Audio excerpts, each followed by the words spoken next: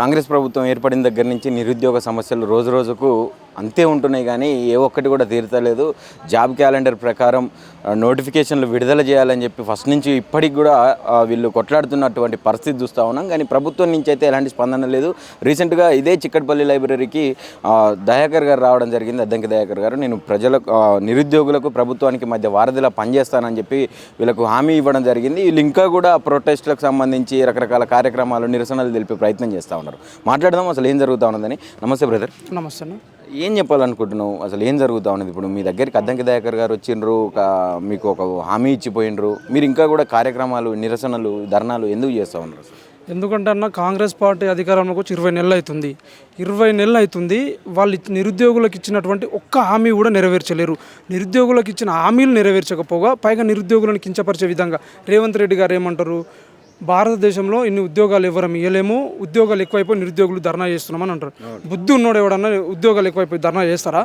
ఎంత అబద్ధం అంటే అదే చెప్తున్నా. ఎంత అబద్ధాలు అంటే నాకు తెలిసి భారతదేశంలో ఇంత అబద్ధాల సీఎం, ఇంత దగాకోరు సీఎం రేవంత్ రెడ్డి గారే, ఇంకెవరు ఉండరు, భవిష్యత్తులో కూడా ఎవరు రారు కూడా.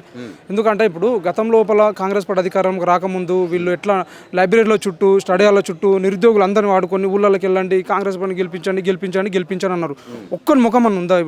అశోక్ నగర్ కానీ, సెంటర్ ఉస్మాన్ యూనివర్సిటీ కానీ ఒక్కరు కూడా కనిపిస్తలేరు. వినతి పత్రాలు ఇద్దామంటే కూడా కనిపిస్తలేరు. సో మేము అందరం కూడా ఆగస్టు 12 తారీఖున ఒకరొకరు ఒక విధంగా మాట్లాడుతున్నారు. కాంగ్రెస్ పార్టీలో అంటే వాళ్ళకే అవగాహన లేదు. మేనిఫెస్టో మళ్ళీ ఆ రోజు ఏదో పెట్టిర్రు, ఇప్పటికీ ఆ మేనిఫెస్టోలో ఏముందో కూడా వాళ్ళే మర్చిపోయినటువంటి పరిస్థితి. సో నేనేమంటున్నా అంటే ఆగస్టు 12 తారీఖున చెలో గాంధీ భవన్కి మేము ఏదైతే ప్రోగ్రాం పెట్టుకున్నాడో ఆ ప్రోగ్రాంకి తెలంగాణలో ఉన్నటువంటి 12,769 గ్రామ పంచాయతీల నుంచి ప్రతి గ్రామంలో కూడా చాలామంది నిరుద్యోగులు ఉంటారు. వాళ్ళందరం కూడా మా సమస్యలు ఏదైతే ఉన్నాయో ఆ సమస్యలను బయట మీడియాలో కానీ అక్కడిక్కడ చెప్పడం కాదు, వినతి పత్రం తీసుకొని మేమే డైరెక్ట్ వస్తాం. ఎందుకంటే మొన్న అద్దంకి దయాకరో, ఇంకో ఆయన మానవతరాయో, చానగం దయాకరో వీళ్ళందరూ మాట్లాడు కాదు, మేమే వినతి పత్రాలు తీసుకొని గాంధీ భవన్ దగ్గరకు వస్తాము. గాంధీ భవన్ దగ్గరకు వచ్చి మా సమస్యలు మీకు చెప్తామని చెప్పి మేము డిసైడ్ అయినాము. 12 తారీఖు నాడు మేమందరం నిరుద్యోగులందరం కూడా గాంధీ భవన్ దగ్గరకు పోయి మా సమస్యలు ఏదో చెప్పుకుంటాం వినతి పత్రం ద్వారా.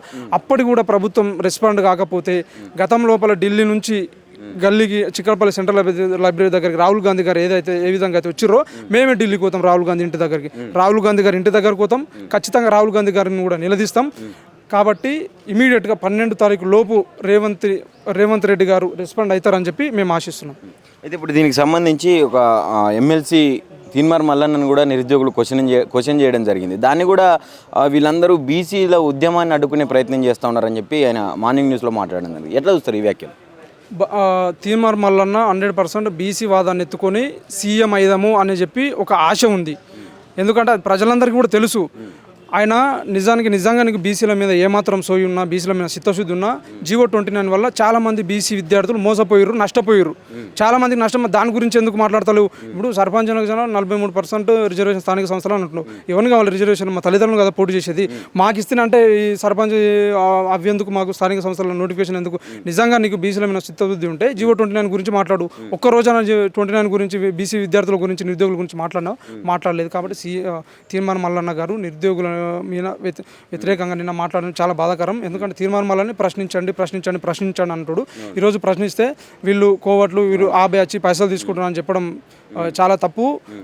తీర్మానం మల్లన్న గారు ఒకటే చెప్తున్నాం, ఇమీడియట్గా నిరుద్యోగులకు మీకు క్షమాపణ చెప్పని పక్షంలో ఖచ్చితంగా మీ క్యూనిస్ ఆఫీస్ని కూడా ముట్టడిస్తామని చెప్పి తెలియజేస్తాం. ఇప్పుడు ఆయన పట్టభద్రుల ఎమ్మెల్సీ ఆయన ఎందుకు మీ గురించి మాట్లాడతాడు? ఎందుకు నిరుద్యోగ సమస్యల మీద కొట్లాడతాడు? అంటే బీసీ వాదాన్ని ఎత్తుకున్నంత చురుగ్గా అందులో చూపించేటటువంటి శ్రద్ధ ఇప్పుడు నిరుద్యోగుల మీద ఎందుకు చూపెడతలేరంటే ఏం చెప్తారు? అంటే తీర్మానం వల్ల నంగనాచి ముచ్చట్లని నిరుద్యోగులు కానీ ప్రజలందరూ కానీ అర్థమైపోయింది.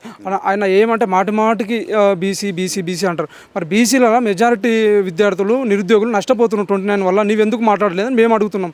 సో ఆయన తీర్మానం మల్లన్న మాట్లాడే విషయాలన్నీ కూడా మాకు అర్థమైపోయినాయి. కాబట్టి మేము ప్రజలందరికీ వివరిస్తుంటే తీర్మానం మల్లన్న జీర్ణించుకోలేక నిరుద్యోగుల మీద ఏదో బురద జల్లే ప్రయత్నంలో భాగమే ఈ నిరుద్యోగుల మీద నిన్న మాట్లాడిన విషయం అని చెప్పి నిరుద్యోగులందరికీ అర్థమైపోయింది. అందులో ఒక చిన్న బాబుని చూపెట్టి కూడా ఈయనకు పైసలు ఇచ్చి పోరగానికి 10 రూపాయలు ఇస్తే ఈడొచ్చిండని చెప్పి మాట్లాడుతూ ఉన్నారు. ఇదంతా కూడా పైసలు తీసుకొని కావాలని చేస్తూ ఉన్నారు. బీసీ ఉద్యమాన్ని నీరుగార్చే ప్రయత్నం చేస్తూ ఉన్నారని చెప్పి మాట్లాడుతారు. అసలు బీసీలకు మోసం చేస్తున్నదే తీర్మానం మల్లన్న. ప్రతిదానికి బీసీ బీసీ అంటాడు. మొన్న కూడా ఒక మాట అన్నాడు, 12 సంవత్సరాల బాబు అన్నాడు. అసలు ఆయన తెలిసి మాట్లాడిండా లేకపోతే అంటే కావాలని మీడియా ఉన్నందుకు ఏదో ఒకటి మాట్లాడినా అర్థం కావట్లేదు.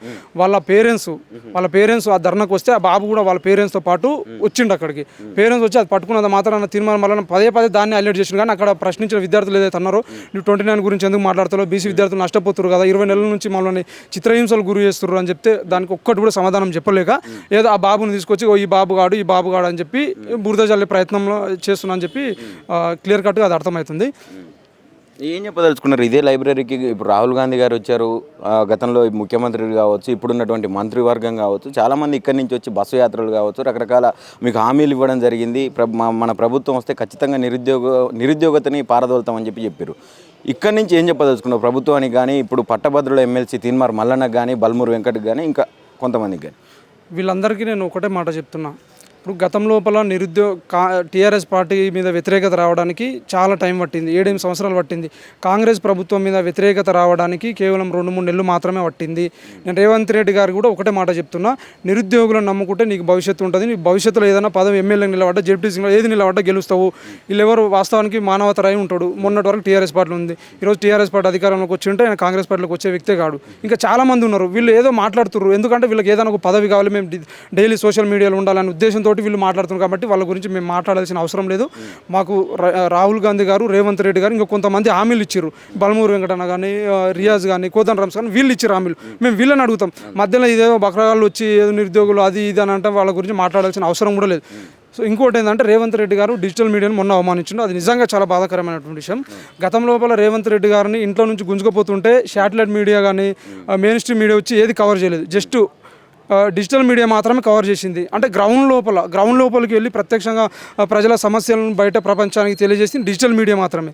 కాబట్టి ఈ డిజిటల్ మీడియాని రేవంత్ రెడ్డి గారు అవమానపరిచారు. రేవంత్ రెడ్డి నువ్వు గుర్తుపెట్టుకో, డిజిటల్ మీడియా కానీ, నిరుద్యోగులు కానీ ఇమీడియట్ క్షమాపణ చెప్పు. లేని పక్షంలో నీ కూడా రాజకీయం నుంచి తరిమి కొట్టే ప్రయత్నం అందరం చేస్తామని చెప్పి తెలుసు.